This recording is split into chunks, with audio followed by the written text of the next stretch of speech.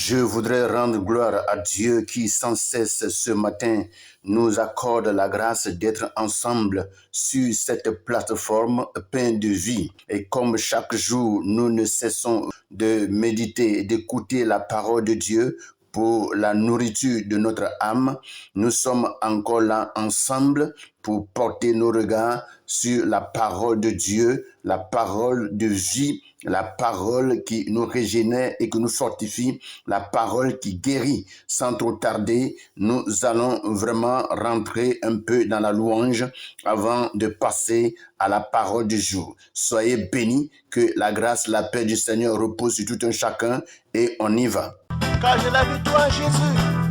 Jésus est vivant. Victoire. Il est ressuscité. Victoire. Jésus est vivant. Il est ressuscité. Victoire. Jésus est vivant. Il est ressuscité. Victoire. Emmanuel est vivant. Il est ressuscité. Victoire. Il est ressuscité. Victoire. Il est ressuscité. Victoire. Ressuscité. Il est ressuscité, ressuscité, il est ressuscité. Jésus est vivant, il est ressuscité. C'est vrai, je n'aurai jamais, jamais peur. Je n'aurai jamais, jamais peur. Je n'aurai jamais, jamais peur. Je n'aurai jamais, jamais peur. Je n'aurai jamais, jamais peur.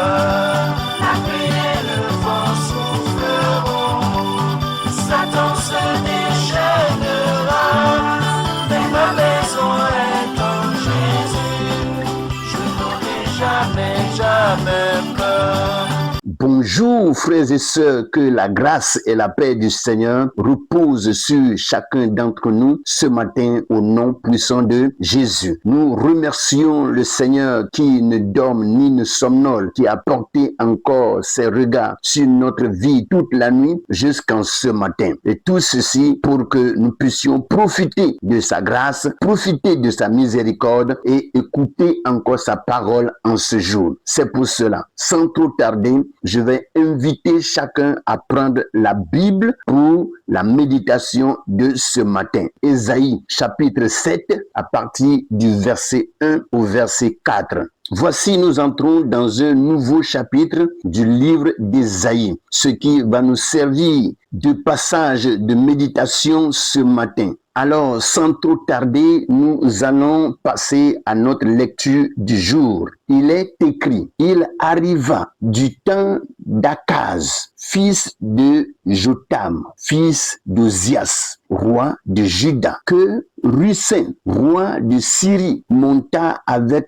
Pekak, fils de Remalia, roi d'Israël, contre Jérusalem pour l'assiéger. Mais il ne put l'assiéger. On vint dire à la maison de David, les Syriens sont campés en Éphraïm, et le cœur d'Akaz et le cœur de son peuple furent agités comme les arbres de la forêt sont agités par le vent. Alors l'Éternel dit à Ésaïe, va à la rencontre d'Akaz, toi et Shia Jakshub, ton fils, vers l'extrémité de l'Aquedouk, de l'étang supérieur, sur la route du champ de Foulon. Et dis-lui, sois tranquille, ne crains rien, et que ton cœur ne s'alarme pas devant ces deux bouts de tison fumant, devant la colère de Récin et de la Syrie et du fils de Remalia. Voici notre passage du jour par lequel Dieu va encore nous éclairer ce matin. Le thème de notre méditation ce matin s'intitule « Ne crains point, Dieu contrôle la situation ». Notre thème sera décortiqué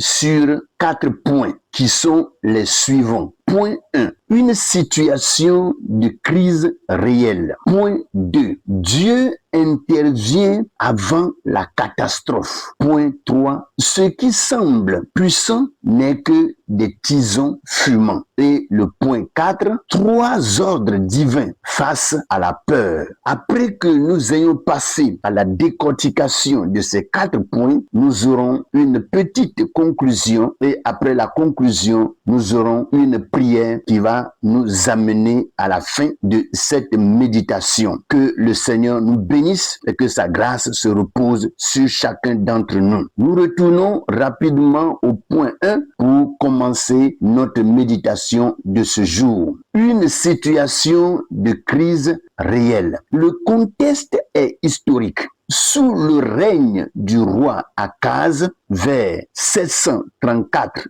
avant Jésus-Christ, Juda est menacé par une coalition militaire. Récin, roi de Syrie, Pékak, roi d'Israël. La peur envahit Jérusalem. La Bible dit, le cœur d'Akaz fut agité comme les arbres de la forêt sont agités par le vent. La peur peut secouer même un roi. La peur collective peut contaminer tout un peuple. Et un peuple qui a peur ne peut jamais vaincre un combat. Il ne peut jamais avoir la victoire dans un combat ou soit dans une bataille. Lisons rapidement Psaume 46, le verset 2 à 3. Dieu est pour nous un refuge et un appui, un secours qui ne manque jamais dans la détresse. C'est pourquoi nous sommes sans crainte quand la terre est bouleversée et que les montagnes chancellent au cœur des mers. Laissez-moi nous dire que même quand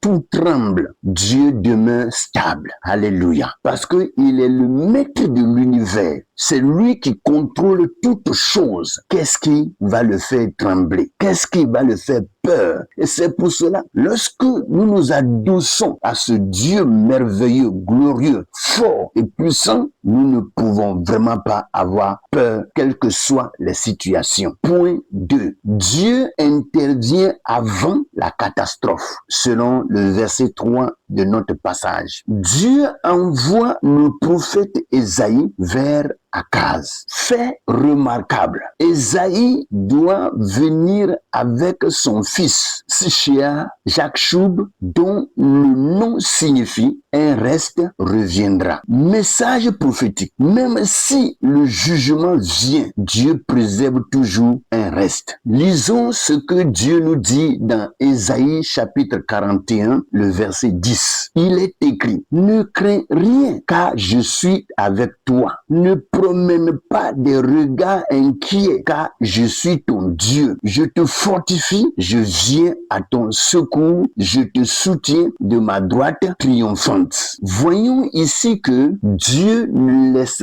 pas Akaz seul dans sa peur. Il vient à sa rencontre. Dieu vient vers toi dans ton anxiété. Il parle avant que la crise n'explose. Dieu vient vers toi ce matin. Je ne sais pas ce que tu traverses comme anxiété. Je ne sais pas ce que tu traverses comme détresse. Je ne sais pas ce qui enflamme ton épouvante, ta peur, ta frayeur. Mais sache que tu as un Dieu en qui tu te refuges, un Dieu qui est avec toi et qui te dit, ne crains pas, ne crains rien, car je suis avec toi. Que le Seigneur nous bénisse. Point 3. Ce qui semble puissant n'est que des tisons fumants, selon le verset 4 de notre passage. Dieu appelle ses rois menaçants 2 bouts de tison fumant. Un tison fumant produit de la fumée, impressionne mais ne brûle plus vraiment. Lorsque nous voyons des fois un tison qui fume,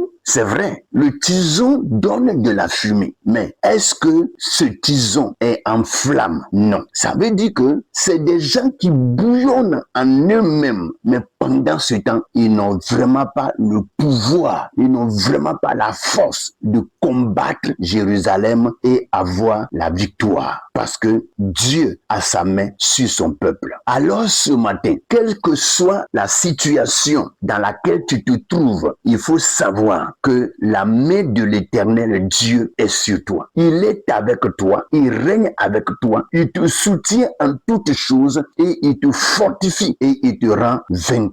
Des fois, lorsque nous voyons certaines choses, nous prenons la peur. Mais laissez-moi vous dire que pendant que nous voyons la peur, Dieu voit autrement que nous. Dieu, lui, ne voit pas la peur. Dieu voit la victoire et le triomphe. Parce que tant qu'il est avec nous, il nous conduira toujours dans la victoire. Frères et sœurs, ce qui nous paraît gigantesque est parfois déjà consumé dans le plan de Dieu. Romains chapitre 8, le verset 31 nous dit ceci. Si Dieu est pour nous, qui sera contre nous? Oui, Dieu avec nous est notre protection. Dieu avec nous est notre victoire. Dieu avec nous nous entoure de son feu et personne en réalité ne pourra rien contre nous. Alléluia. Point 4. 3 ordres divins face à la peur. Dans le verset 4 de notre passage, Dieu donne 3 instructions. Sois tranquille, ne crains rien, que ton cœur ne s'alarme pas. La paix est un choix basé sur la foi. Jean 14, le verset 27, la première partie nous dit ceci. Je vous laisse la paix. Je vous donne ma paix. Alléluia. Dieu nous donne sa paix. Dieu nous laisse sa paix. Pourquoi s'épouvanter? Pourquoi craindre, mes frères? Ce matin, prends courage. Porte les regards sur le Seigneur qui t'accorde toute la victoire sur l'anxiété, la détresse, les troubles que tu connais. Le Seigneur, sa parole se manifeste toujours dans notre vie. Il est vivant et il règne à jamais. Ce que nous devons savoir est ceci. La paix de Dieu n'est pas l'absence de problème, mais la présence de Dieu dans le problème. Ceci pour nous dire que toutefois que nous sommes en difficulté, toutefois que nous sommes dans les problèmes, Dieu est plus proche de nous. Alléluia. Faisons ensemble cette petite analyse. Quand la nouvelle est mauvaise, ne panique pas. Quand les circonstances tremblent, cherche la voix de Dieu. Ce qui te menace aujourd'hui peut être un tison fumant demain. Dieu a toujours un reste, une solution cachée. Pour finir, mes frères, Ésaïe chapitre 7, le verset 1 à 4,